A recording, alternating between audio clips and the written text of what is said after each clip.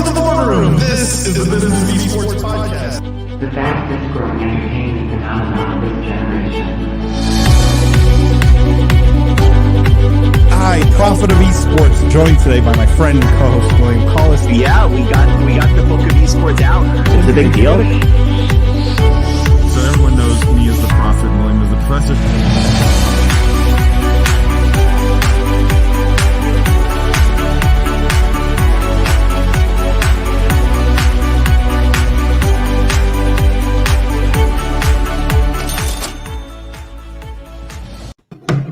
From the keyboard to the boardroom, this is the Business of Esports after show live stream. I am Paul Dawalibi. I'm joined today by my friend and co-host Jeff Cohen. William is coming to join us. He's running a bit late. For those of you who are new to the after show, welcome to the official after show of esports. What we do here is we cover everything that didn't make it into the podcast.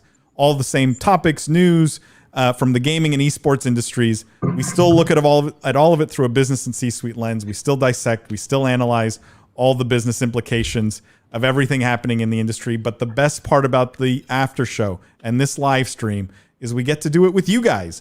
And you guys get to participate. You get to ask questions. You get to challenge us. You get to get in our faces. We can talk about things you want. We can talk about the stories of the week. We want it to be interactive. So we encourage you, if you're watching, bring a friend, bring a colleague, and participate. We know hundreds of you literally lurk. And we love having you still, but we encourage you to participate. It's a very safe space. How are you guys doing this week? Good. William, thank you for showing up. I was worried that I was going to have to go toe-to-toe with the Prophet. I would never, ever leave you. Oh my God. I was getting nervous. I don't get nervous handsome, for these typically, you're but I don't know. Smart, you're so talented. How could I leave this parade behind? I would always show up. That would have been bad. Yeah. He was just scared, William. He was just scared. Yeah, because he knows the heat from Paul is pretty spicy. There's a lot of... We need. This is why we put William in between.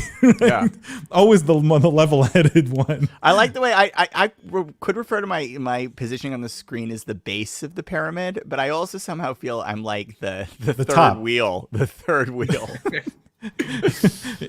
Here, William. Here, we can do this. This feels more. This feels more authentic. Okay. Jeff, when are you gonna do a nickname, Jeff? When are you gonna do a nickname? I need a good nickname. Someone's gonna have to come up with it. Maybe one of the people in the comments will come up with something good, although it'll probably be mean and offensive to me, but I can live with it. Cam's usually good with these things.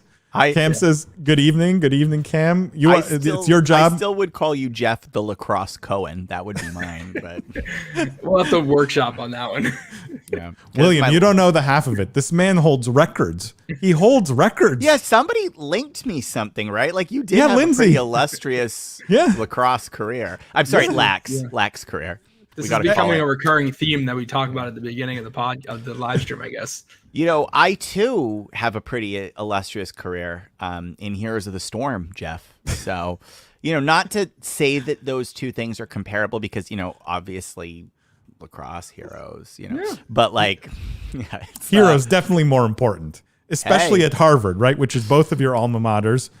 Here, the Heroes of the Storm squad there is definitely. It's right up there with Quidditch. I'm pretty sure. I think that actually is a thing. Have you seen this? Like people do live action Quidditch. It's really a thing. And I think it's popular on Ivy League campuses. That's it. Yep. It's it's popular everywhere, Jeff. What are you talking about? Anywhere there's nerds. Yep. Christian says happy Wednesday, guys. Hey Christian, you rock, man. Happy Wednesday. Sam says, hey everyone. Sam, so great to have you guys, all of you. Thank you for coming. Guys, let's just jump into it. Let's not waste any time here. As you guys know, I do a little bit of a tease for the podcast that usually turns into a very big tease. And so let's just tease what's going on tomorrow when the podcast drops, and all of you will tune in. We had an incredible guest, Nick Gruce from ARK Invest. ARK Invest, for those of you guys who don't know, they run a bunch of ETFs. Many of them that are future kind of oriented. They launched the first space ETF. Very cool stuff. Nick is focused on digital entertainment and gaming. Had a lot of interesting takes, actually some pretty hot takes. William, you had I think maybe the hottest take of the whole podcast. legitimately said something that was, and this is a little self-aggrandizement. It was really clever. Like you're talking about my Amazon comment, right? Yes, and like don't give it away. We don't give it away. You got to tune in tomorrow. It's maybe one of William's hottest takes ever. I will go. And there was kind of a moment when I said it, and everyone else processed it, and then they're like, "Oh yeah, that might be right." It's actually pretty good, guys. All joking aside, it's a really good take on Amazon and stuff. So you should definitely listen to the podcast. This is a really good episode. Plus, Nick was a very interesting guest. Like the ARK Invest thesis is interesting. A lot of words being bandied around, like, metaverse, but actually some substantive meat underneath it to unpack.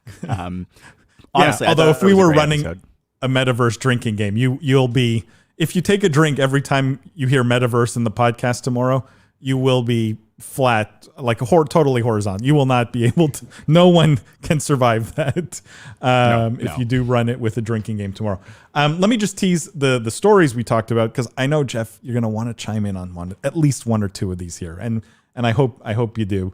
But the one story that we talked about, and this one was a personally incredibly disappointing one for me, was Amazon Games canceling the Lord of the Rings MMO. And this in the context of the new CEO saying just a couple months ago that the company was totally dedicated to games. So that was the first story that we talked about. And there was another headline here where, the headline was Amazon doesn't get gaming. So we had some discussion around that. The other topic that we discussed was Discord. As you guys remember, there were rumors that Microsoft was going to buy Discord for $10 billion, or at least they were in discussion.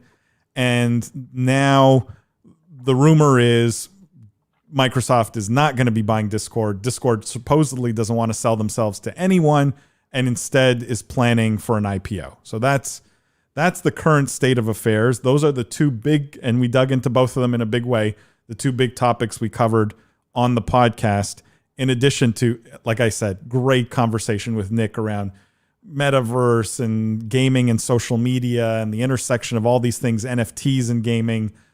So all the things that are current right now got a really big investor's viewpoint on all of those things. So very interesting. All right. Cam says worst news. Cam, I'm assuming you're referring to the Lord of the Rings MMO. Let me ask you guys a question before we move on to other things. And Jeff, maybe this is your chance to chime in here, but does anyone have a theory why Amazon would have canceled this? Because we go into this on the podcast, but I'm curious for those of you in the audience who are watching, if you guys have theories why Amazon would have canceled this Lord of the Rings MMO. Christian says it would have been a great MMO, and Mark says, didn't Amazon just cancel because a Lord of the Rings MMO already exists?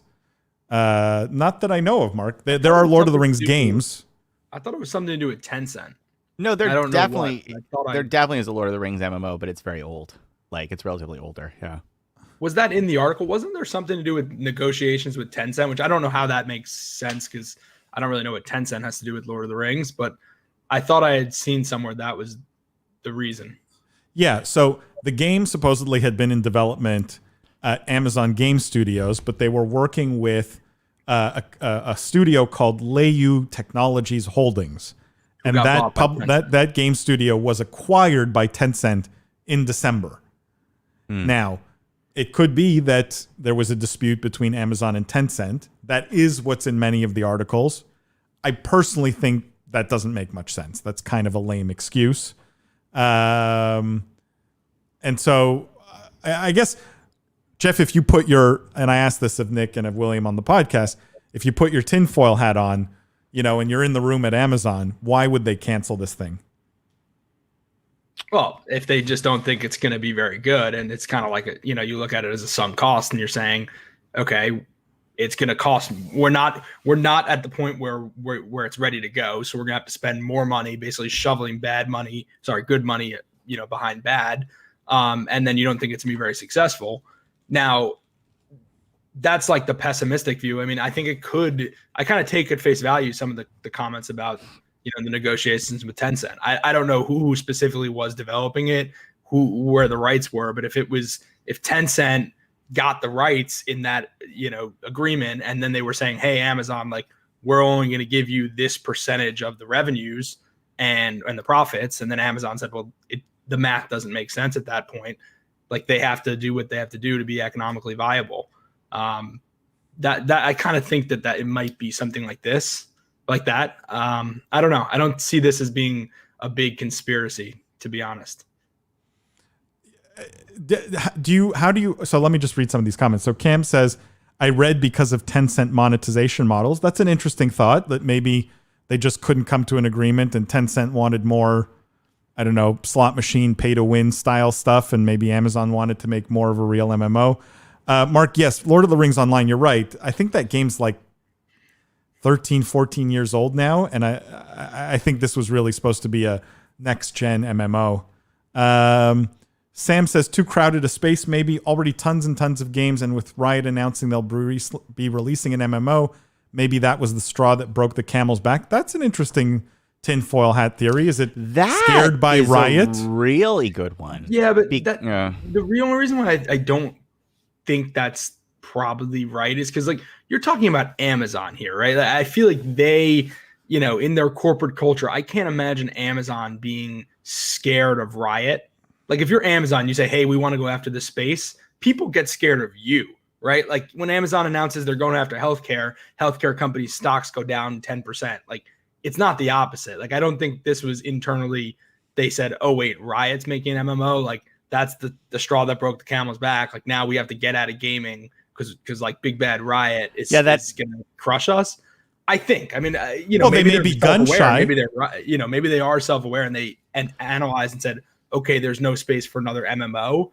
Maybe I'm being a little too flippant with it, but I just don't think Amazon makes, like, when they make a move, see a strategic priority, I can't imagine something like, hey, Riot announced a game would be something that would, like, change that battleship. Like, it's just too big of a Death Star to, like, move that nimbly, I think.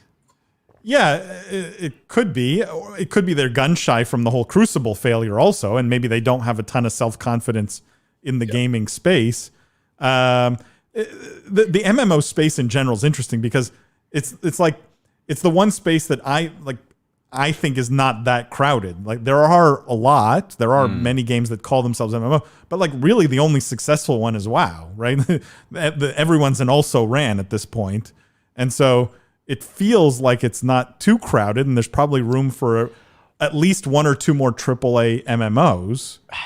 I don't know if I agree with that, Paul. But I mean, my question is, where is WoW 2.0? It's time. Well, that's the forever question. Chris says, I feel like I ask this every time we talk about MMOs, but what is the difference between MMO and metaverse?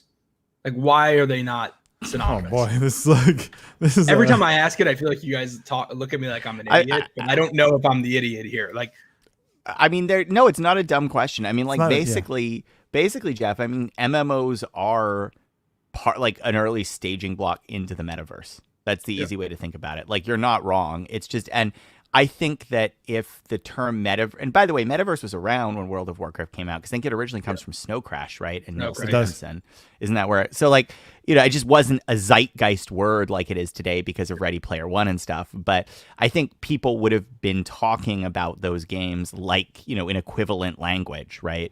Yeah. I think they would have said, I think the phrase at the time was like online worlds, persistent online world, because we were so focused on the internet right now that right at that point, the thing that mattered was it was online in a world. That was like, that was like the big news, Well, like, you could have had a company called America Online basically get half of Time Warner. I mean, it was a crazy world that we lived in.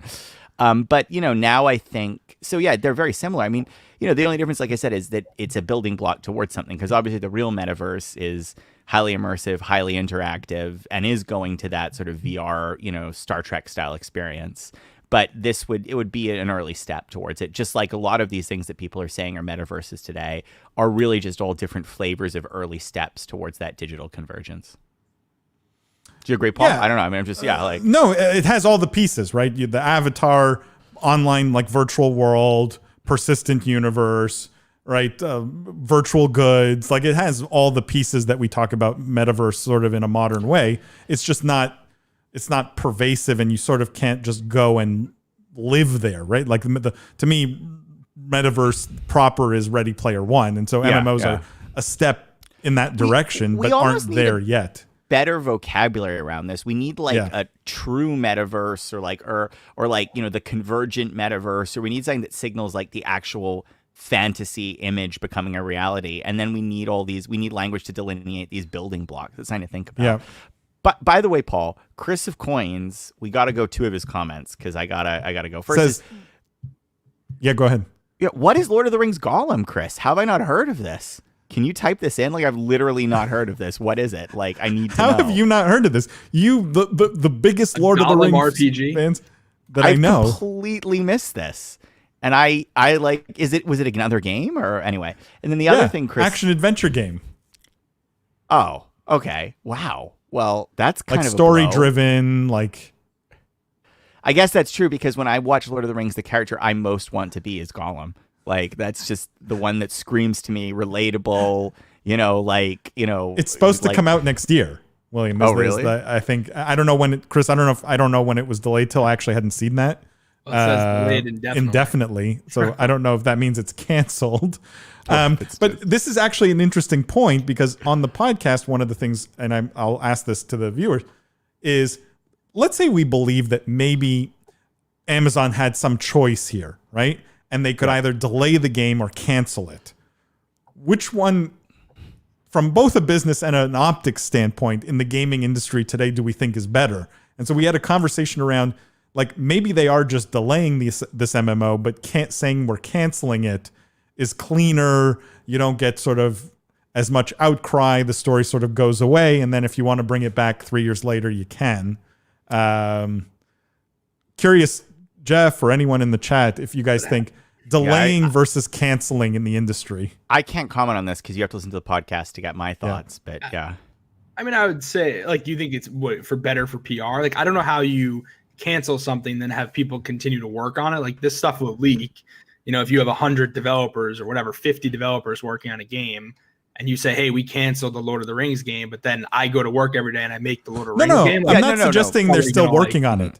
It's more just, let's say they want to have it in their back pocket to maybe do 3 years from now, right? Do you come out and you say we're delaying it indefinitely? At that point, it's effectively canceled. If you have nobody working on it and you have no intention of when you're going to start it again, it's canceled and then it restarts.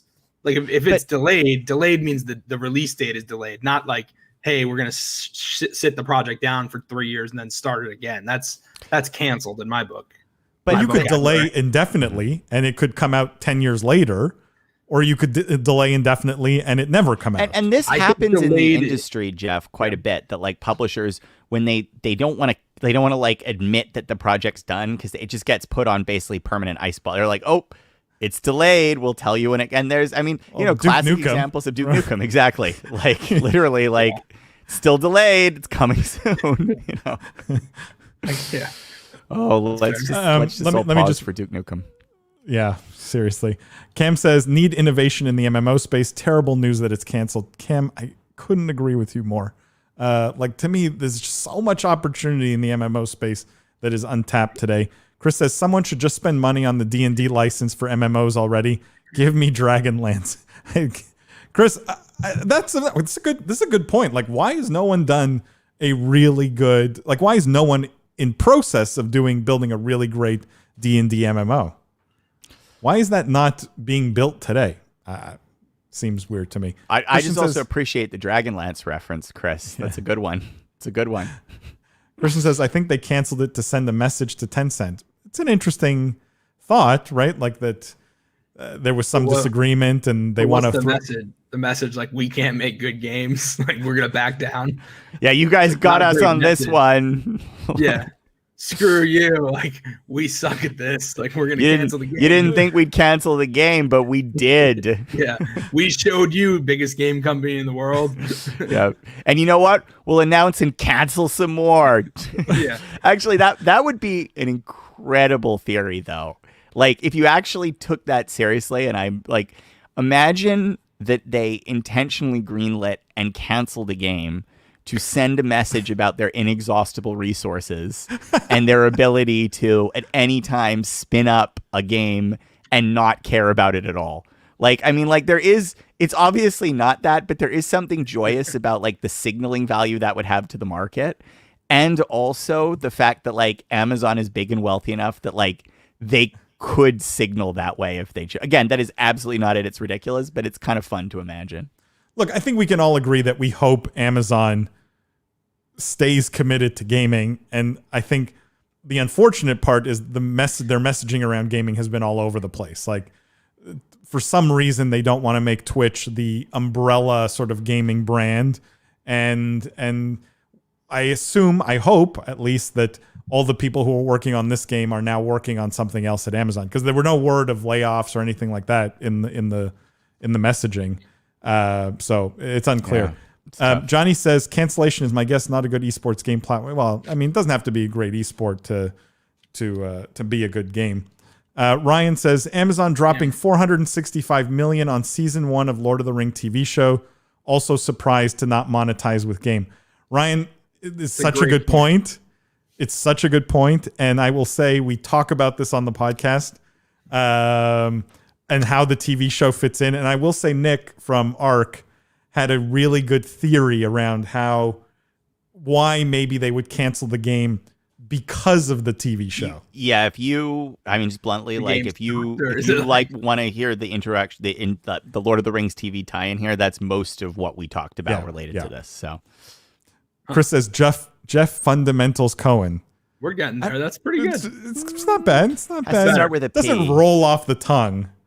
Yep. It does have to start with a P, big ideally. Fundamental. I think that's Tim Duncan.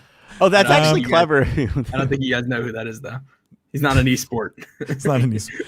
Guys, before we move into some news stories that we didn't cover on the podcast, I just want to ask one question on Discord, the Microsoft Discord thing. And Jeff, specifically because you're here. What do we think? Because the rumor now is Discord wants to go public. They're preparing for an IPO. They didn't sell for $10 billion to Microsoft. What is the IPO price for Discord? Curious if anyone also in the chat has thoughts on this. Thoughts, predictions when Discord goes public. Opens at 16 billion. Day one closed 20 billion. Interesting. Okay. Jeff, you're wrong because Paul predicted a different number. So what was your number? To be fair, that was literally just a guess. But I imagine clearly, what's level. I love I just bet that they're making is that it's going to be above 12. Just obviously. So. Ramsey, my friend, you got it. You hit it. That's Paul's number. He always the says magic that's number. The number. 30 billion.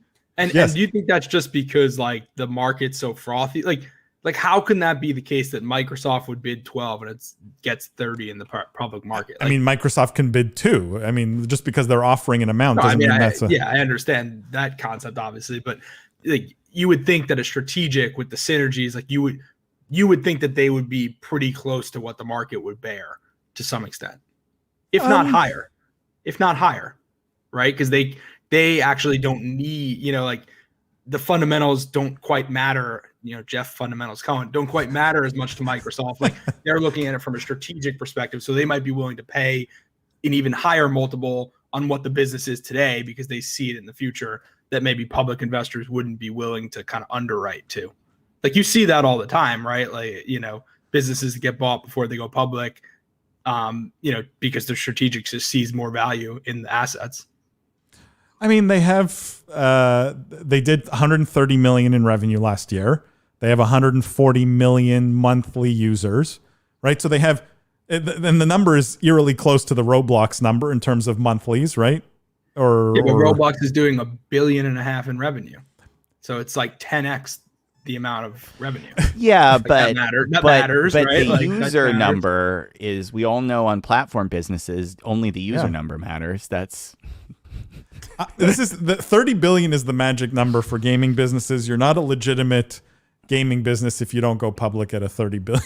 So, I just want to point out, a gaming business or a communication platform. Well, that's the beauty of Discord, right? Because you're going to get investor interest from both sides. I'd be curious how they manage that roadshow and how they're pitching themselves. Like, I would love to see that deck. Is it, hey, we're the next, I would Zoom or Microsoft Teams or Slack? I would love to know Ryan's opinion. He might not respond because he might not be able to, but Ryan is an analyst that covers communication software. It covers Zoom, covers Slack. Well, so Slack sold for $27 billion. He might not be able to say it on this. Ryan, get in there, buddy. Yeah. But yeah, I think 30 is too high. I think 30 is too high on 130 million in revenue. But in this market, anything's possible. But I think that 30 would be too high. You know what, Jeff? Slack traded for 27. Okay. It's a worse product going after a smaller audience. What was Slack doing in revenue? So focused on this revenue stuff. I mean, Slack was doing, I think, 600 million in revenue. So they were 6 times as big. That kind of matters. No. 30 million. Mark my word. 30. These comps are scary though, because they're making the Microsoft offer look generous at 10 billion, right? Like if you just do a strict revenue comparison here, the Microsoft offer looks good, right? But I think Paul, and I think it was interesting, Paul said that if Microsoft had bought these guys for 10 billion, it would have been the steal of a generation, So, and I think you agreed with that, Jeff. So I think even there. I don't think I agree with. I think I would have thought it was a good deal. You're paying 10 billion. They'd be stealing it. 100 million revenue. It's not the steal of the generation. Stealing, what, Jeff? Walking out the store with the loaf of bread under your arm, it's like stolen.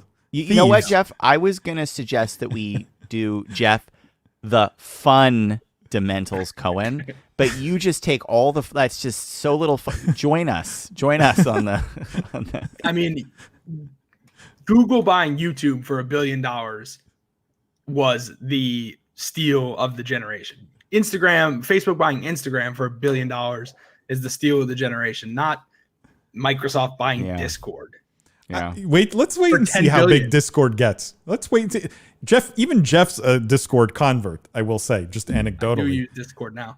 But if you're doing a $10 billion acquisition, in order for it to meet that criteria of steal of the decade, it's got to be like 1,000x. Like it's not going to be a $1 trillion company. That's what that's what you need in order to be. Maybe I'm taking your comment too literally. Like, would it be a good deal? I think so. Yes. Strategically, I think it would be a good deal.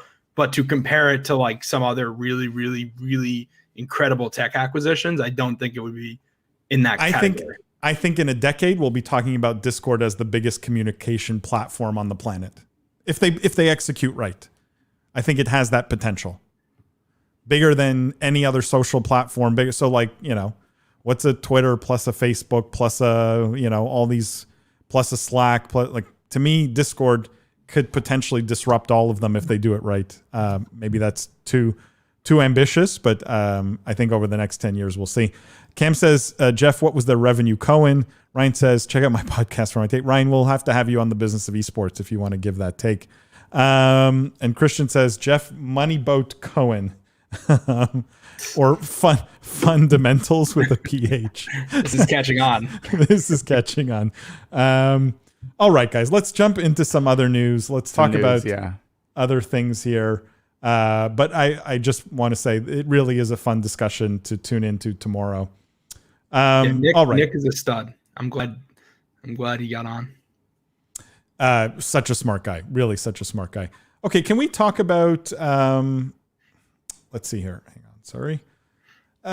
Let's start with something that's a bit more serious. And this is Billy in the news again. And the headline here is reported Billy obtains exclusive Overwatch League broadcast rights in China.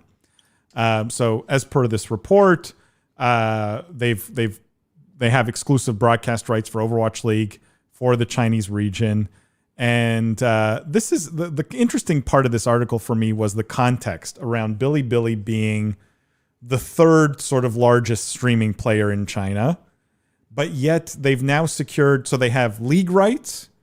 They have Overwatch League rights. Like they seem to be scooping up media rights much more aggressively, like League of Legends. I said when I said league, much more aggressively than Huya or Douyu. And I'm curious if you guys have thoughts on: is it just that they have a different strategy? Is it that the other two players don't care because they're bigger? Like, where are you guys on this like Chinese streaming scene? I mean, first, yeah, we have to drink twice because we just said Billy and Overwatch League. So that pretty much ticks two of our, typical. If you're playing along, that's A3. That's actually such a fun idea. I'm going to have Business of Esports bingo cards printed that you can download and print yourself or something. Be entertaining.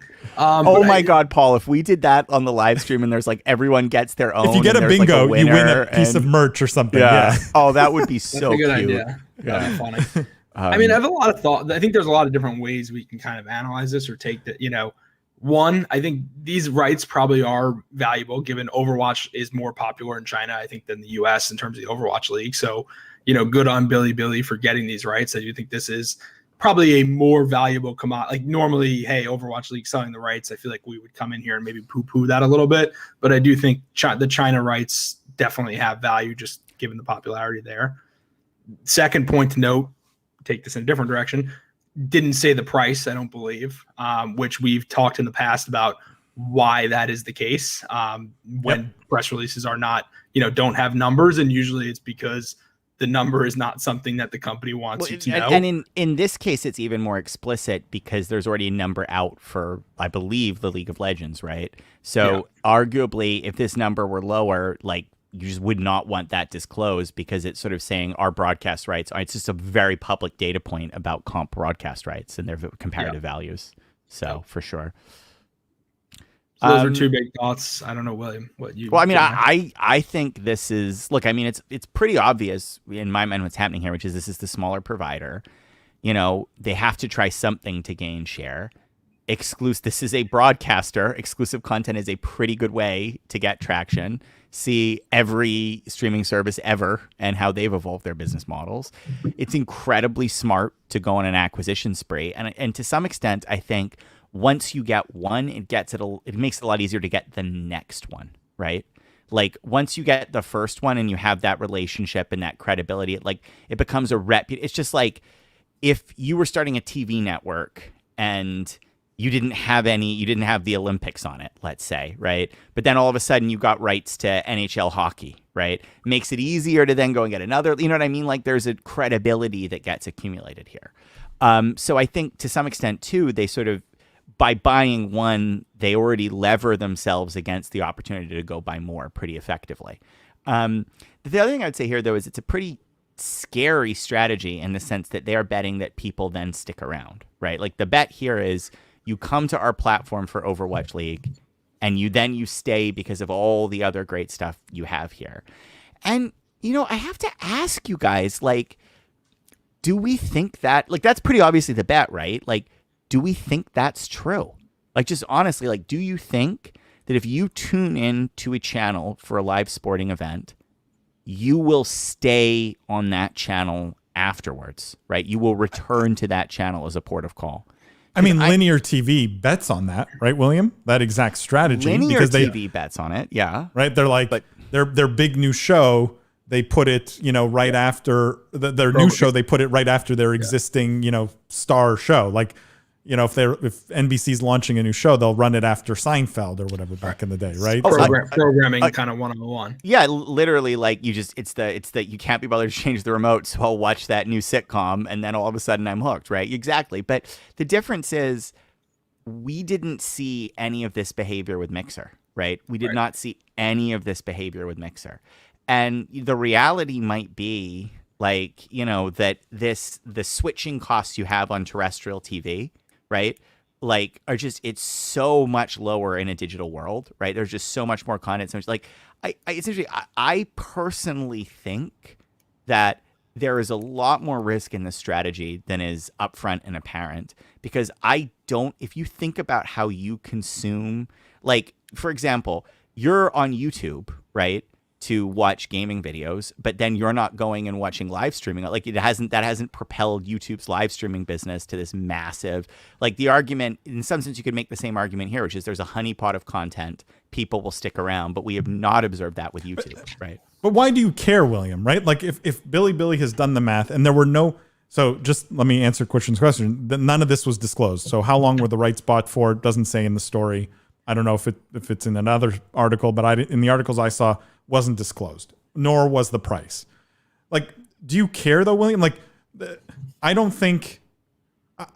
Maybe NBC factors this in when they buy the rights for, NFL football or Fox or whatever, who owns, NFL media rights. But I'm sure part of the math is just, we think we're going to get this many eyeballs on Billy. What ads can we sell against that?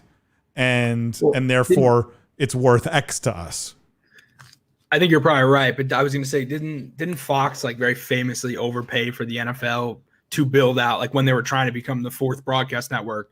Like that was sort of their way in. Like they overpaid, and CBS was like NFL is not worth and that has $1 billion. To be, and then you have to assume Fox built their programming around that.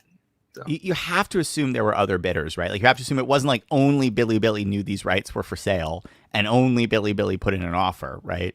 You have to assume that it was a competitive process, and I think it's plausible that the third provider would be willing to overpay for rights to shore up their business. That's probably why you're seeing it going to the third most popular provider. And William, you're not bothered, maybe bother's the wrong word, but you're not intrigued that Huya and Doyu continue to not pay up for these media rights? Like, well, I'm always the third biggest guy who's buying them up? That's sort of what I'm wondering, is what do Huya and Doyu know that, that's sort of the point I'm making, is maybe these guys are like, okay, great. You think that's how you get a streaming network to work. Guess what? You're going to have a ton of people come on your platform. You're never going to be able to make back the money for the rights you had, and they're all going to leave. We're happy for you to do this. You know what I mean? Because like it's taking pressure off of what we know builds the business, which is, and I have no idea, but it's, a great content creator relations program or, whatever. Like, I mean, I'm totally making it up, but like the point is, like, it is interesting that these guys are willing to let 3 go in a row. It suggests maybe they know something that Billy doesn't. Because again, I don't think or Billy knows something that these other people don't. Yeah. Well, we'll see. Well, they both think they know something. Only one of them is going to be right. Yeah. So. Sam says, return to watch the events every now and then, or return to watch other content other than the exclusive I came for. William, I assume you were talking about other content. Other content. Yeah. Cam says, where do Chinese gamers stream? Could this pull streamers? Well, those are the 3 biggest platforms, right? Cam, it's Huya, Douyu, and Bilibili. Those are the 3 Twitches of China. Are Huya and Douyu still merging, or is that not? I think it's happened. They're both owned by Tencent now. I think they may operate sites are operated still separately, but it's the same owner. Sam says, because in the case of smaller streaming services acquiring exclusives or specific streamers, I'm usually only watching those smaller platforms for those exclusives. Yeah, so that backs up the idea that Billy is maybe making a mistake here, and Huya and Douyu are smarter and realizing that people are only going to come for Overwatch League and not stay for anything else. Ramsey says, also might be an extension of the Mixer strategy, where they now look for exclusive talent / streamers since they've grown their base. I mean, we all know how well the Mixer strategy works. Well, no, but I think this is, I think it's a maturation of the Mixer strategy, which is Mixer said, okay, maybe it's the personalities that matter, right? That seems to have been disproven. Now this is another bet that says, no, it's the events that matter, right? It's the tentpole moments that matter, right? We'll see how that plays too. But, it's interesting. It's kind of exciting because it's sort of like people are trying to figure out what makes streaming platforms work, but nobody really seems to know what the magic rests. Like, what's the thing you need to cement you in? It's really fun to see huge companies take massive bets and just clearly not have been right. And there's again, I thought the Mixer strategy was so smart when they started poaching. So it's not a knock on them. It's just, it's fun. It shows it's a really difficult market to crack, And what you need may be region specific. It may not be globally applicable, which is also another interesting wrinkle here. 100%. I will say, because we alluded to this, because the terms weren't disclosed, guaranteed this was way smaller than the League of Legends media rights deal. And I'm sure expect, obviously, right? Overwatch League is not thrilled about that number being out there, because I assume it's quite small. Let me just add one more piece to this story, which I thought was interesting. Billy owns an Overwatch League team. Does that change any of your thinking? They own the Hangzhou Spark, or I'm I'm not actually sure about the pronunciation. Isn't that the separate company? Don't they have two companies now? They have like Bilibili Esports. Yeah, but it's still Bilibili. Does that being a franchise partner? Does that change? Like, how do you guys? Does that change your feelings about the deal? I mean, it's a little bit of a conflict of interest, but doesn't really change that much. Okay, so no one's right. Because I don't think that Bilibili. My guess is the person who bid the hundreds of millions of dollars for the TV contract probably sits above on the totem pole than like the person who runs the team that makes like negative money. Like literally negative money. If you're the owner, I'm guessing they weren't. I'm guessing they didn't say like, "Hey, let's spend $200 million so our Overwatch League team can make like $3 million." Like, that's not a great economic decision. Okay, but it's probably Tell not us how you $200 really million. feel, Jeff. Yeah. But hold on. If I'm the owner, if I'm the owner of the Shanghai Dragons, right? Am I bothered that now the media rights for Overwatch League are owned by essentially my competitor? What do you mean? Because Bilibili, who owns the Shanghai Dragons? Someone else. That's my point. Bilibili owns the Hangzhou Spark, right? But now they own the media rights for the league. Are you not worried? League teams in the same league are not competitors, right?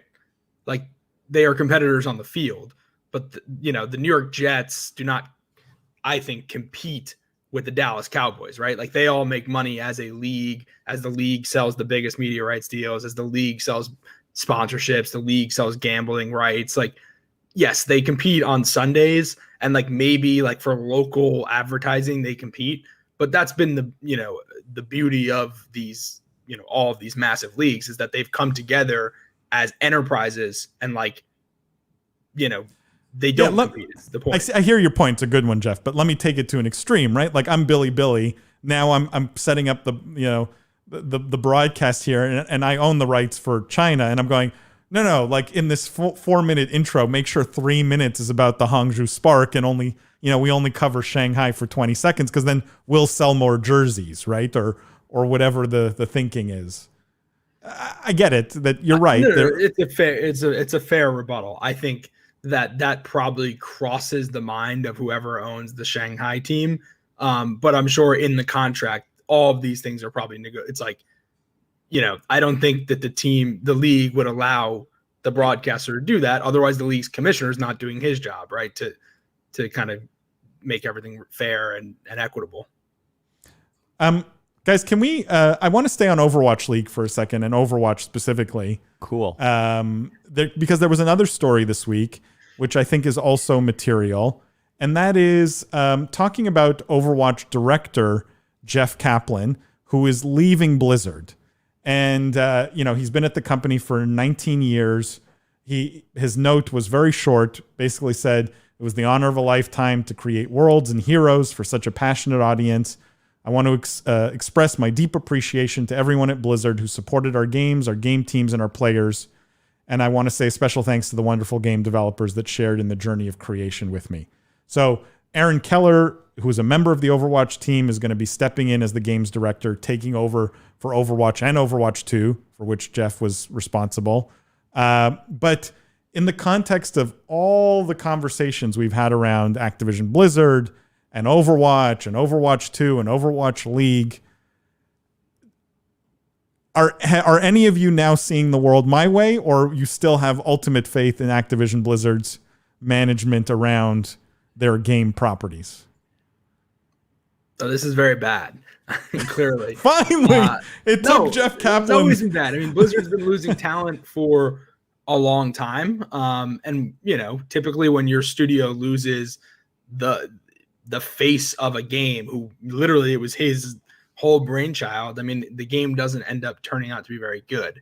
You saw this before EA launched Anthem when, BioWare lost like 10 of their top people, and then the game came out and ended up being terrible. So, yeah, I mean, just psychologically, if you're someone like Jeff Kaplan, and you're pretty close to the finish line on a project that you've been working on for, I don't know, when did Overwatch come out? 2016? So you've probably been working on this project for 3 to 5 years, or at least it's been in your head for 3 to 5 years, if not more. and you have all of this incentive to see it to the finish line, this thing that you've built with your team, not to mention the monetary incentive that you probably have if the game comes out and does well, like how much money you could make. Yeah, it's definitely like short of, something tragic going on in his family life or like some reason why he left that has, that I hope obviously is not the case. That would explain like that this has nothing to do with business. It's personal. Yeah, it's really bad for Activision Blizzard. It's definitely not good. The rumor I heard, and William, I don't know if you want to comment on this, and it was a video I watched where they broke down his statement, and basically he thanks everyone at Blizzard except for like his superiors, right? And then the management at Activision. And so the theory is that, they were suffocating him essentially, or trying to take Overwatch 2 in a direction he didn't want to go in. That is the theory. It's just a rumor. I don't know if that's true. We don't know what happened here. But I mean, William, Overwatch 2 has been touted as sort of, at least when you listen to Overwatch League team owners, this is the saving grace for Overwatch League, is going to be sort of the revitalization that happens because of Overwatch 2. Are you now much more bearish on this, or you think this is inconsequential? I'll say this, right? Like the revitalization for like the thing that really got League of Legends to take off was League of Legends 2. The thing that got, CSGO really into that big moment was CSGO 2. That was really the thing that broke that. I mean, the point I'm making facetiously, but I think it's kind of true, is like we don't see an example in the esports world yet of the sequel, being the thing that, defines the trajectory of the ship, right? Now you could argue I'm being facetious here, and there's plenty of examples of this, if you look at it, right? Or rather that the games are effectively sequels themselves. Like League now is obviously more like League 2.0 than it is like League 1.0. But yeah, I don't know. I've never been a fan of a strategy that says to sequel something, in this space right now. We don't see markers that suggest that sequeling is the way you create an enduring property here, William, Chris is getting in your face. I think you're absolutely right, but I was just laughing at Chris of Coins just dropping straight fire Chris bombs. says Dota 2, StarCraft 2. No. That's what I was sort of alluding to, right? Like, but also, right? StarCraft 2, that kind of proves my point. You know what I mean? It's true. Also, it doesn't have... And to be very fair, Dota 2, yes, 100%, but also that was really an entirely new game, right? You know what I mean? There's a reason why. But yes, I agree. I mean, very fair point, Chris. Little, I'll take that on the chin. Like, I love you, but but I still think my core intuition stands there, which is sequels generally, unless there's a real reason to do the sequel, which maybe there is in this case, generally haven't been the trend in esports for a reason, right? And it's the same reason we don't have football too, right? Like we try to standardize, we don't want divergence. Well, let me ask a more generic business question around Activision Blizzard, which we hit on so much, but now there's again another real example here, which is at what point does the talent drain start to hit the stock price, right? Like at what point do enough Jeff Kaplans leave? And I think we can all agree, Jeff Kaplan's, my guess is he's going to a small, like his own studio or something that will raise millions and millions of dollars, right? Because the game developer space is so hot right now. Like, I wouldn't be surprised if he already had this lined up. But like, why does Activision Blizzard so far seem immune to these very, very high level, significant talent departures? I mean, I don't know, Jeff, if you have a view on that. You covered the company, right? You had a very much of an insider's view. Executed so well on the Call of Duty side right now that it's kind of masking. Like Blizzard's been, I think the last Warcraft did well. Obviously, Warcraft Classic did well. So like Blizzard is doing better now than they were operationally a year or two, 2 years ago. But I do think this is going to be a big worry for investors. Particularly as you start to underwrite Diablo and Overwatch 2 as kind of your big areas of growth for the company, because at some point, actually we're probably at that point now where we're lapping, the Call of Duty comps. Call of Duty clearly made, between mobile and Warzone, a gigantic step function in growth last year, plus the pandemic. Like it's not going to grow 100% year over year again.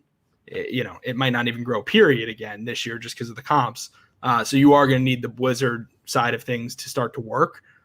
Where we are in that cycle in terms of, investors starting to worry, I don't know, just because I've kind of been obviously a little bit out of that game recently. But I would imagine that investors will start to worry about that as you turn the page to look at, I think, when do we expect Overwatch 2 to come out? Maybe 2022. So we're probably at the point where people will start looking at that pretty soon. Will we see like the parallel that happens in movies where, and you guys know this, right? There are movies where it starts with one director and for whatever reason they get booted off the project or they leave, and then another director comes in, and when you watch the resulting movie, it sucks because you have two like always competing artistic or creative visions trying to make the same game. Do you think we're going to see that with Overwatch 2? Like, is Overwatch 2 doomed at this point because of, midstream having another creative, a totally different person coming in to manage it? William, I don't know if you have thoughts on that. Well, I just, like, as much as I made my facetious comment too, but I will be the apologist here and say, why are we so keen to count over? Like, we don't know anything about the game, right? Other than, Blizzard is still a studio full of incredibly talented people who are passionate and insightful and love games. And yes, people are leaving, but games were always made by more than one person. And I would think if you're Jeff's point, you're looking at the investor pipeline here, like, Blizzard's pipeline looks pretty darn good, right? Look at what we know about. We know about Overwatch 2. Okay, that could be big. Certainly it's going to comp to big things, right? We know about Diablo 4. Okay, that's going to be big. That comps to big stuff. We know Diablo on mobile, right? That's not out yet, right? I think it's still coming. Diablo Immortal or whatever, right? Which I know got good reviews too. I think, like the react. I know that the fan reaction was bad, but like, mobile, hello, we've spent most of this podcast talking about mobile so important, don't underestimate it. Like, that looks good. I could keep going, but the point is, like, they look like they have a strong slate. You know what I mean? Like, I think if objectively you just looked at their lineup of titles and you kind of ignored, some of the churn that's happened recently, I don't know how you could be disappointed in Blizzard. They have a great pipe coming, plus this is just stuff we know about. Who knows what else there is kicking around over there that's waiting to get announced at the next big event. Let me just read some of these comments here. Mark had said prioritizing your own team would get you short-term game and then lose you the broadcasting right. Yeah, I think we all agree that the conflict's relatively not a huge threat. Christian says Jeff Moneyball Cohen. We're getting better. I like that. Cam says, agreed, Jeff. Seems wild to leave before Overwatch 2 launch. Yeah, the timing is suspect, I would say. Robert says, you create a 2 when the original code becomes too convoluted. Yeah, it doesn't necessarily guarantee success either, though, right? Like, but yes. And it's unclear what are if the technical underpinnings of Overwatch, the original Overwatch, were just too cumbersome to continue as a game on its own. Cam says Overwatch 2 is pretty well finished, right? Their pros moving to Valorant says it all. IMO. Yeah. Again, everything I hear from, and guys chime in here, but like everything I hear from Overwatch League owners in all the discussions I've had with them is Activision Blizzard is telling them, don't count out Overwatch League just yet. Overwatch 2 is going to save the day. Like this is how they're keeping the peace among the rioting Overwatch League owners. And whether that's actually going to happen like that, I don't think so. Well, yeah, to your point, I agree. I don't think that necessarily will happen, or it's definitely not a slam dunk that it will, but it is their best bet, right? Yeah. Because Overwatch 2 will get hype. People will be excited about it. It will get headlines. You'll have between 5 and 10 million people will probably buy it. It will bring back a lot of the player base that there's 50 million people or whatever that have played Overwatch. A lot of them will come back to try it. So it has a chance. When things are going poorly, change is good. Now, change can make things go even worse, or it can make them better, but at least you got a shot. So the optimism maybe isn't not warranted. Chris's comment here, I think, is insightful. Says Apex Legends looking at that Overwatch slot, and I will say, anecdotally, I've seen a resurgence in Apex just among the people I play with. The cadence, like the content cadence, has been very quick, and I think there's going to be renewed attention on that property because they're doing a lot of things right. I don't know if William or you have a thought on that. Apex sort of making a comeback potentially. I mean, I think, yeah. No, nothing specific. I mean, sorry, I wish I had something to add, but yeah, no, my understanding is Apex is doing very well right now. But I don't think it ever really, I think of the zeitgeist. Maybe because we're anointed it the next Fortnite, it never really went away. It's made, in terms of money wise. I mean, it's been a top 10, it's been a top 5 shooter the past 3 years, right? It's not. It's been a wild success, I guess. We also have a bad tendency in esports, which is if you're not number one, you're dead. You know what I mean? You're dying, right? We have this real persistent sense that unless you are the category king number one game, you don't matter. You're going to die off. And history has shown us that is just not true, right?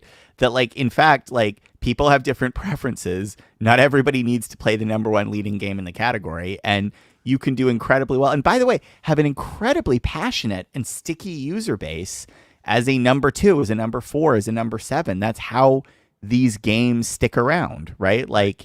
So yeah, I agree. It's partly too, it's just we as a gaming group, we're very, we have a tendency to, like I said, unless you've won, we have a tendency to pronounce that you've lost. And that is not how the market works. Particularly in a genre like shooters / battle royale, where it's there's literally hundreds of millions of people in the fan base. It's not like they're the number 4, pick some esoteric, really niche genre that has 2 million people total playing it.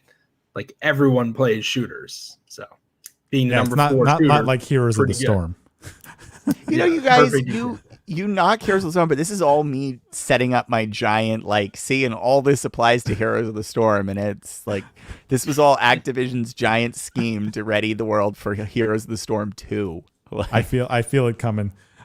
Steven says, look at all the motorsports esports that still turn in steady prizes. Steven, it's such a good point. Yeah.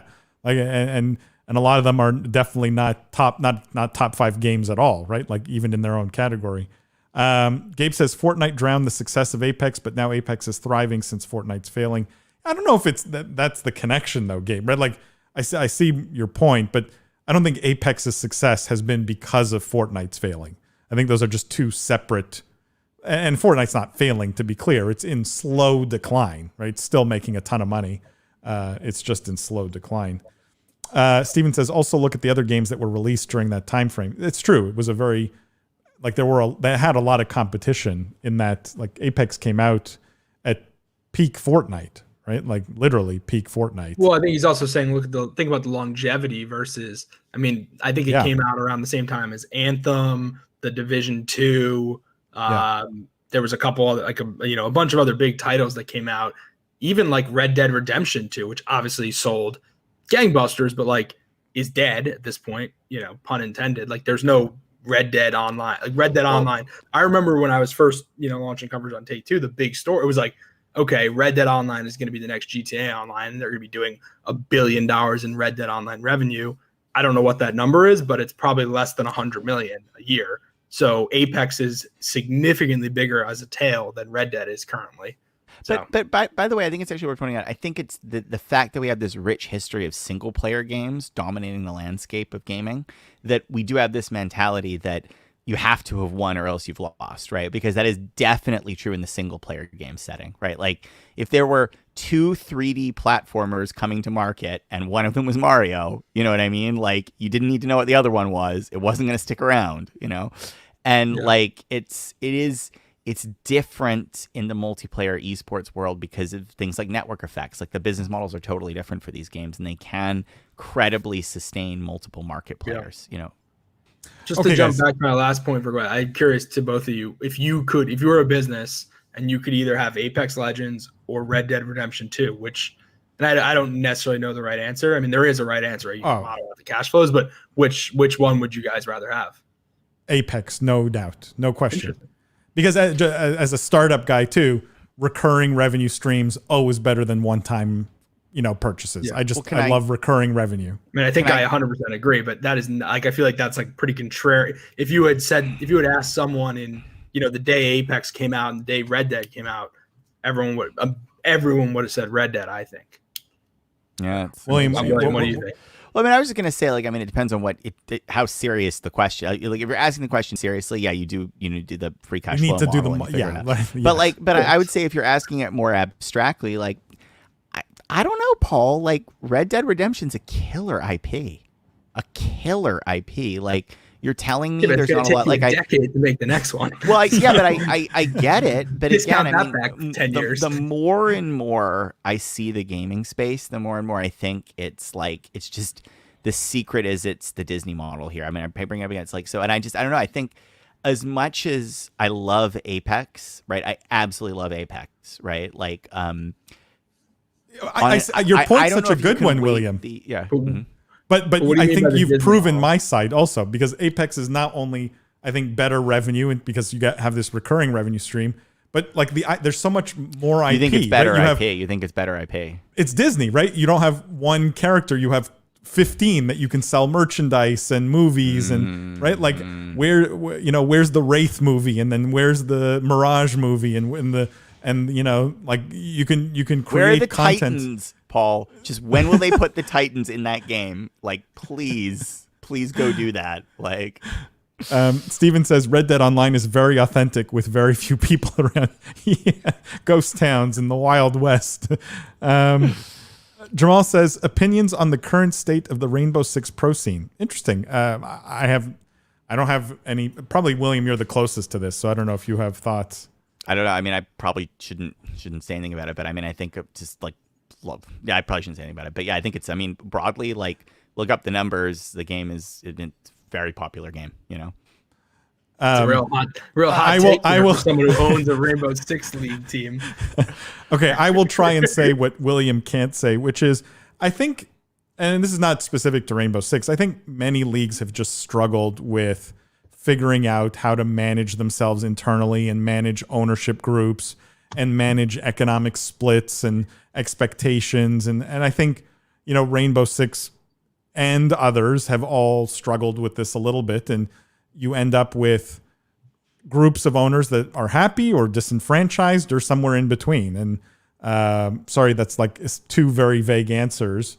But fundamentally, it's a good game with, I think, a very hardcore fan base, and will sustain that. I don't think it's going away anytime soon. Fair, William? I'm going to link you an article, Paul, that we can call up here. Let me see what is this article here. Well, there you go. This is pretty telling. Let me just bring this article up. It's Rainbow Six sees record viewership for all regional leagues following addition of cosmetic drops. So, there you go. So yeah, I'd say that's pretty good. Mic drop, William. Mike, there you go. No, I try to avoid. I try to keep my personal stuff out, but yeah, the article says it all. The game is extremely popular. It's a good start. Yeah, is what the sub headline. And I think it will be one of because Rainbow Six is such great IP. Back to this, it's a game that has been around for a very long time. The brand means something. The style of game means something. There's not much else like it. I think it will have a solid future. I don't think it's going anywhere. Steven says, in all honesty, I would rather own iRacing. Well, that's also a recurring revenue stream game, Steven. So you're not going to get any argument from me. Titans and Anthem suits for Apex coming soon. The new hero supposedly is more Titanfall-esque in that she can drop from anywhere. I recommend you checking out some of the rumors there. Chris says, how much... What? We should just turn this podcast into Apex rumors. How much did drops help Overwatch last weekend? Then crazy how much you have to give in esports. These questions are getting really specific. Look, I saw decent. Decent. I don't think it was that impressive, but decent opening weekend view. I don't know what the final numbers are. Decent opening weekend viewership for Overwatch League. I have a funny feeling it's going to drop off drastically. And Chris, to your point, I think most of it was driven by the drops. I think Blizzard is stuck in, and I think you and I went back and forth a little bit. Blizzard is stuck in this death spiral of we have to do giveaways to get people to watch, and merchandise we have to sell at 80% off to get people to buy.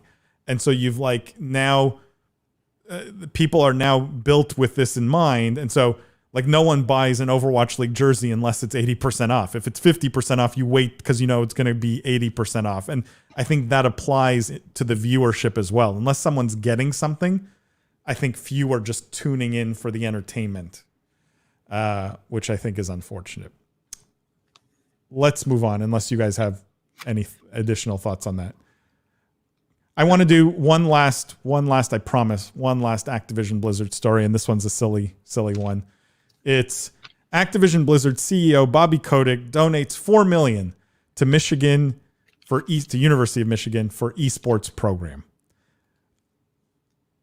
Great story, right? Does anyone not love this? It's a dedicated esports program at a huge university. Any thoughts? This is a great story. It is. Sure William should probably, he probably has a better perspective because he's the professor. I'm just waiting until this, that's a good comment, Chris. That's a good comment. I'm just waiting until they announce that the professor is going to be William. Yeah. You could probably use $4 million of salary. Yeah, well, I think that's what I know that's not how it works, but yeah, that's still the whole program goes to one person. To one person. Yeah. We hired William. That would make being a college teacher pretty sweet if it's epic. But no, this is great. I mean, Michigan is a brand, right? It's a prestigious university. It is a university that other schools will probably follow because they have to compete for talent for students with a school like Michigan. So I think, we already see, a ton of colleges creating esports programs. You guys would know clearly better than I, but I think this is going to be a big domino that could create a ripple effect amongst those big, large state schools, Big Ten type schools. And if that is the case, this is great for the entire industry. It just brings more intelligent, passionate people that learned about this in college into our industry, and that will elevate all of us, I think, in the future. Totally agree, Jeff. I don't disagree at all. And I'm super hyped about this now. I obviously am biased. I think St. Peter's has the best esports, education program in the country.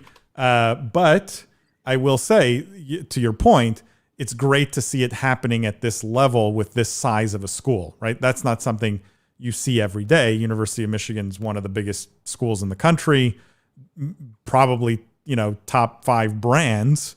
This is major. It's a huge thing. I think if I just read some of these, William, go ahead. William, no, chime in here. No, go do your thing. I just wanted to read the comment because my only issue with it was Christian's comment here. But Chris says that was Jeff Kaplan's salary, which very well could have been. But Christian raises the point I raised when I saw this, which is just $4 million. Only you would say that, Paul. Just $4 million. Like, it's just such a small $4 million. It's donation to just a college. $4 million. You can barely buy a soda for that. I mean, just go down the street. Okay. What do sodas cost these days? $10. Like, I don't know. $4 million is a lot of money. Like, that is going to create the program, endow the position, create a curriculum. Like, I don't know. But to be fair, Jeff, like, would it be national news if someone was donating $4 million to a football team? Exactly. Like, it just shows that. I mean, look, I'm not trying to. It's a lot of money. It's gonna be big, right? But like, just also like in the full context of the world we're in today, like, it still shows how far college esports have to go. That like this donation is national news, whereas like a football team getting this pays for like half a jumbotron, I mean, sorry, it's just funny that the relative scale. There's still a long way to go here. Yeah, it is a little disappointing that it's viewed as like we need someone else to pay for it because it's not the program's not worth like that. That's also someone that endows like the math program at Michigan, like, or is it like, well, we can't teach math unless Mark Zuckerberg pays for it? Like, yeah, that's right. Like, that math program, we're not sure about the returns. We don't do English literature anymore. Like, William Collis didn't write his donation check this year. Like, sorry, we no longer do that subject. Yeah, it is also true that like schools will do anything if you donate. You know what I mean? If you're like, we should do a center for clay sculpture. Here's $6 million. The school's like, well, it's $6 million. I guess we're doing clay sculpture now because we either have the money or we don't. So it is a little bit sad that it requires an external push. You know what I mean? But at the same time, like, this is all looking a gift horse in the mouth, guys. I mean, it's great for Michigan. It's great for the industry. Like, it's going to get more things like this to happen. So, power on. It's just, so Steven asked this other question. Is he trying to buy back some goodwill / will it work? My view, no question it will work, right? And it will be a successful program. But the goodwill thing is interesting because I assume, Steven, you're tying it to, like, he just paid himself that $200 million bonus and Bobby Kotick is worth billions. 4 million just seems so small, like really tiny. This is... It wouldn't. I don't even think. I think if we printed the list of donations to University of Michigan this year, like I don't even think it would make top 10. Maybe not even top 20 would be my guess. Maybe not even top 30. Maybe. Right. Like high. I don't know what. Is a lot. It's just lot. Such relative to his wealth. It's such a small amount of money. And Christian says that's just starting money. I guess they're hoping it will draw other investment after creating an MVP. But like, is there anyone richer in the gaming space other than Bobby Kotick? Is there any gaming executive, entrepreneur richer than Bobby Kotick? I don't think so. I'm sure there's a lot. Tim Sweeney. Okay, is up there. Yeah. The founder of Tencent. People who sold their, I don't know. StarCraft 2, Paul. StarCraft 2. No, it's like if this was a $40 million donation, I would have been, bravo, Bobby. This is amazing. Real conviction. What would the school do with $40 million? Like, he may have donated $40 million to Michigan. He may have donated another $35 million to save world hunger. I don't know. But like, what would a school do with $40 million to run an esports program? You have a cool building. It's the Bobby Kotick School of Esports. See, that's just wasteful. So you want the FaZe Clan model for this, Paul? Is that what you want? Like the thing that you rail against? You want Steven says the UK is so far behind the US in terms of education in the esports ecosystem. I mean, in the US, it's definitely on fire. In the UK, I'm not so sure, Steven, but in the US, we're seeing more and more of these every single day, and so. Gabe says SPU is 100% the best. I agree. St. Peter's has the best esports program in the country. I'm not biased at all. Game says, how much did Paul donate to his alma mater? Not 4 million. So I guess I can't. I shouldn't say anything then. But MIT has plenty of money to do whatever they want, so they don't need mine. All right, let's. They have an esports program. Curriculum. You gotta get on that, Paul. On the education side, I don't think I'm at St. Peter's. Why don't you endow the MIT esports program? And it seems like 40 million is the number. So because I don't have Bobby Kotick money. Right if Bobby Kotick wants to throw a few $100 million my way, maybe. All right, let's talk about. Steven says it feels like he was looking at his tax breaks and realized he was $4 million in charitable donations short from getting it. And I don't know. I mean, people are harsh on Bobby. Like, even he does a good thing, and it's like, why did he donate more than $4 million? No question, it's a great thing. I'm not saying it's not great. Just to be clear, all joking aside, it's extremely generous, and it's amazing that he's doing it. Yeah, I think I just like picking on Bobby. That's all. But it is amazing, and look, I hope what I hope to see from this is a model that other big schools can emulate in terms of bridging like esports as an athletic activity with curriculum, which some schools like St. Peter's do very well, but it wouldn't be great to see at a sort of a higher, like a larger level with schools like University of Michigan. So that to me is the really cool part here. All right, let's move on. Let's talk about Ubisoft. Ubisoft in the news. And this article here, hang on, sorry.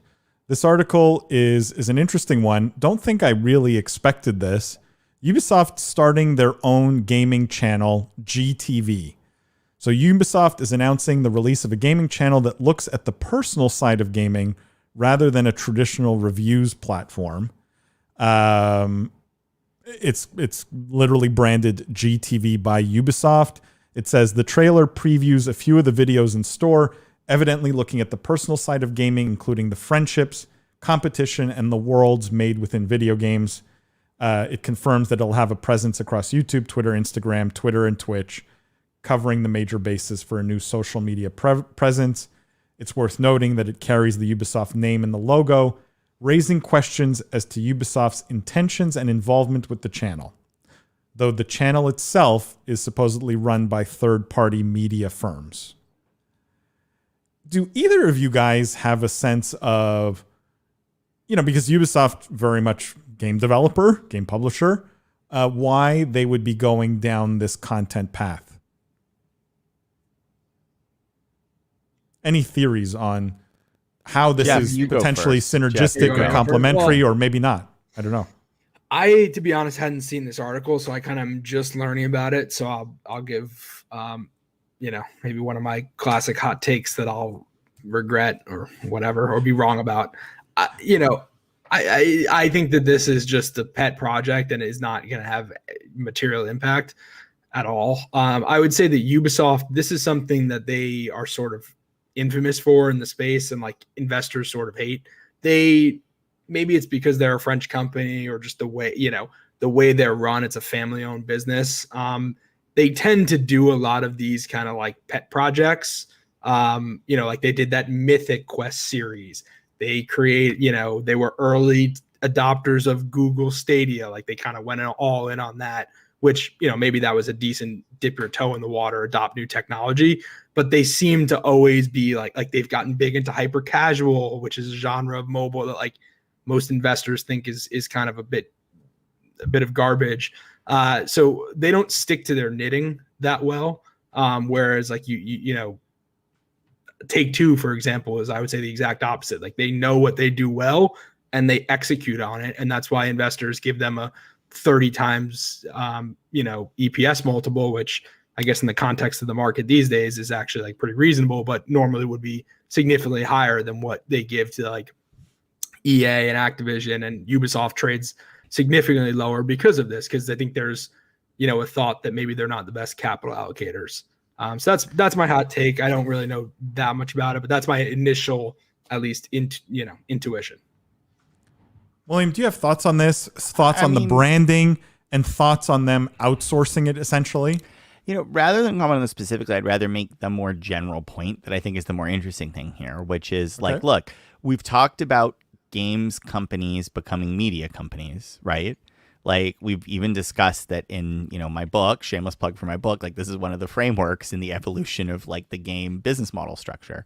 Like, does this announcement sound like something a media company would do or a games company would do? And I asked that as sort of a rhetorical question because I think it sort of proved my point, which is regardless of Ubisoft doing this or someone else doing this, this feels to me like what's going on is more and more game publishers are experimenting with media, right? And more they're looking at, could we also be a media company? And whether or not this particular initiative is successful or not, it sort of doesn't matter because the trend is there. And the trend is towards becoming media companies, gradually, slowly, quickly, hybridized, what have you. But I see those tea leaves getting cast.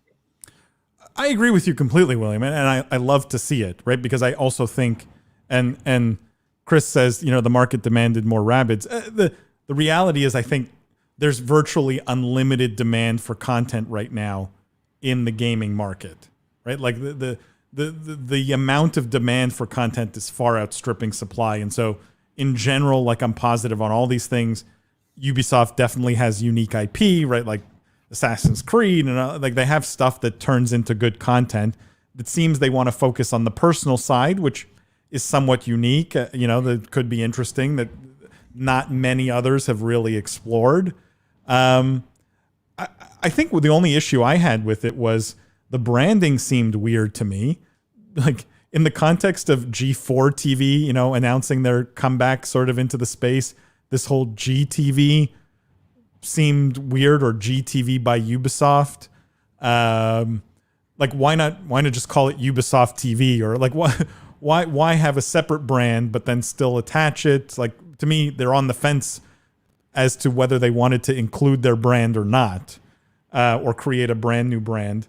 I think my business issue is, by doing this outside of Ubisoft, by hiring a third-party company, unclear as an investor, if I'm a shareholder in the business, if they're really building expertise in the space long term, right? Like if they really have conviction around content and becoming more of a media company, why not build out those capabilities in-house? Jeff, do you have thoughts on that? Or I mean, I guess the short-term answer would be it's probably expensive. And, when you need to hit targets to keep your stock doing well, you don't want to invest in those things in-house, even if maybe long-term that is the right decision. So, Steven says it's to show off the types of things they look into while putting a game together. They're trying to show gamers that they care. Yeah, I mean, I'm sure if they do it well, it may be positive. There may be sort of, nice upside for their games also, or at least affinity among gamers. Ubisoft becoming a media company brand, publishers like EA heading there next. Yeah, I mean, girls, we talked about that on a previous live stream and podcast where EA had said they were going to do content and media. Chris says Rayman deserves a shot at Sonic and Mario. Billy of content creation, still better than Ven. Ven is unfortunately a very low bar, Chris. But agreed that they're, even if they're the third sort of player here, they may be able to do something. And Nintendo has not exactly like led the way from a content standpoint, right? Like from a extending IP to shows. Do we think Ubisoft will do this better? Well, is that what they're doing here? I didn't really. No, not specifically. Maybe long term, but specifically it says what they're actually doing. It says they're going to look at the personal side of gaming, friendships, competition, and the worlds made within video games. It's pretty vague. I don't know what that means. Like, it's gonna be a show about like friends, like creating Seinfeld. Like, what is that? Like, I think that doesn't explain anything. Friendships among and that's gamers. One show, so they've created this whole network, so they have one TV show. I really, Jeff, you know what I know here. So I think this is never gonna see the light of day. Steven says UBTV would have made more sense in the aspect of branding and marketing standpoints. I agree. It would have. The whole GTV thing was on the tangent, but very related. Did you guys watch the Mythic Quest show on Apple TV? Was it good? Yeah, it's pretty funny. It's with the guy from It's Always Sunny in Philadelphia, and it's about a game studio. I mean, it's like a spoof on like, I think Ubisoft is an executive producer or something.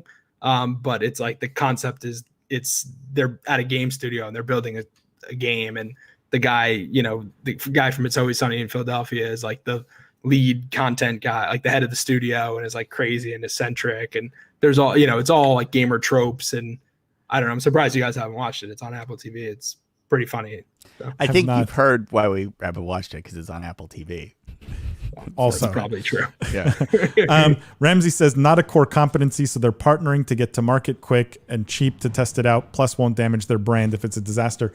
Ramsey, I agree with you, but then they put by Ubisoft right in the logo, so it's like if they wanted to test without any brand, reputation damage, I would have left it out. But guys, we have time for just one more quick story, or we can do like a rapid fire. What do you want to do? We have some silly stories that we can do instead of what are we playing this week?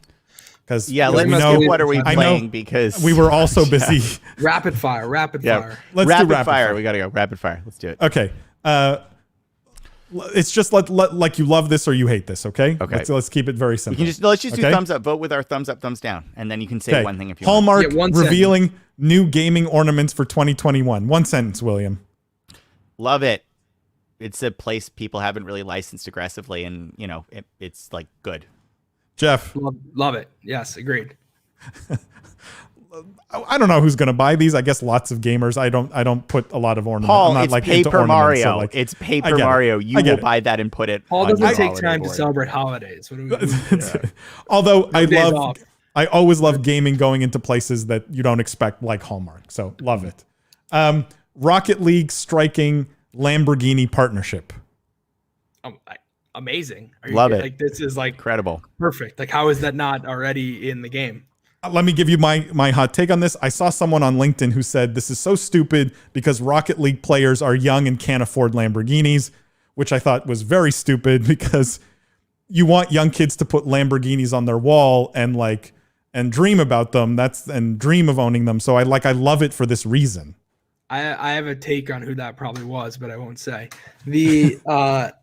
I mean, yeah, that's just ridiculous. Because in that case, Lamborghini would never advertise if they only wanted to reach people that could afford them. That's it. All right. Summit 1G shows off new mouse worth $100,000. It's the new final mouse with diamonds encrusted all over it. I hate this. I hate this so much. If you buy that mouse, you need to pay more taxes. I love this. I think do the diamonds increase the conductivity and otherwise? No, but how cool is luxury? The connection of luxury and gaming to me always excites me, and I think more things need diamonds. I love it too, but I'm also at that point, make it $1 million. 100,000 is such. If that's what you're aiming for, 100,000 is a small fry play. That's it. 4 million for the next one. All right, and the last one. How gaming technology plays a role in the Porsche 911's development. It was a quick story about how they use gaming simulators, simulations, racing sim stuff, all this kind of stuff to both test, design, model the interior of Porsches and Porsche 911 specifically. You guys love this or not? Love it. Yeah. Yeah. And this is the bull case for Unity, right? It is. And in fact, actually in the article, they talk about using Unreal specifically. Which bear case for Unity. Bear case for Unity. Sorry, Unity. You were so close. Still love it. Yeah. All right, guys. That brings us to the end of this week's live stream. Thank you, William. Thank you, Jeff. As always, thank you all of you guys who asked questions, who commented. You guys were amazing this week. I think this was our I'll say our best live stream ever because of you guys who asked so many questions and had so many great comments. I will just remind you a few things. Podcast drops tomorrow. It's an amazing episode. Nick Gruce from Ark Invest. You absolutely want to listen to this, and you absolutely don't want to miss that episode. He's such a smart guy. Also, go buy the Book of Esports. If you've already bought it, go leave a review, please. Just do it now so you don't forget, and then I'll stop yelling at you next week to go leave a review. Maybe. But go leave a review on Amazon for the Book of Esports. And finally, make sure, guys, to go follow us everywhere, especially on YouTube or Twitter or Instagram or TikTok, anywhere where you find our content. Please follow us. We really appreciate it. And tell others about the live stream because every week it's been growing and we appreciate it and we love you guys for it. As always, we will see you guys next week.